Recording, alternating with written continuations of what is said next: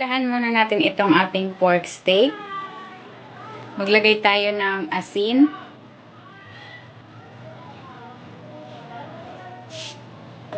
Paminta.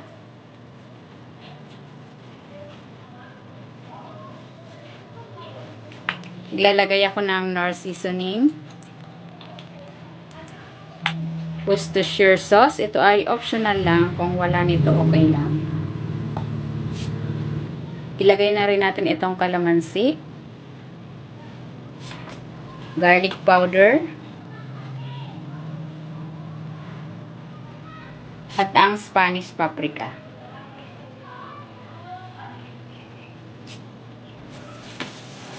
Mix natin.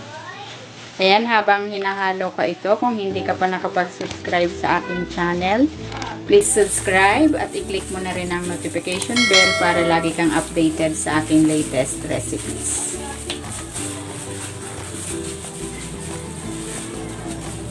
Ayan, ibabad muna natin ito for at least 30 minutes. Lagay tayo ng cooking oil.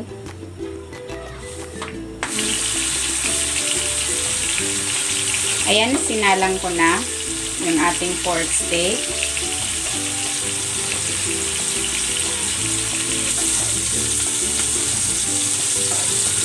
Balik ka rin natin.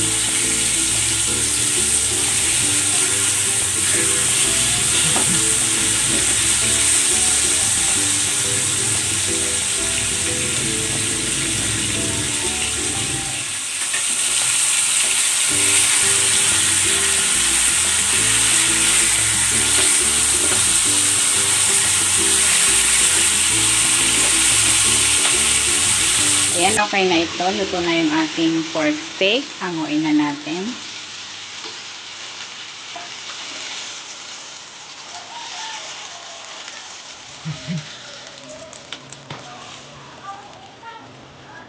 I-prepare naman natin itong ating side dish. Paglagay tayo ng konting cooking oil. Lagay natin tong margarine. Kung mayroon kayong butter, pwede kayong gumamit ng butter. Ilagay natin tong Baguio beans at carrots. Ito ay blinange ko ng 1 minuto. Lagyan natin ng konting asin at ng white pepper.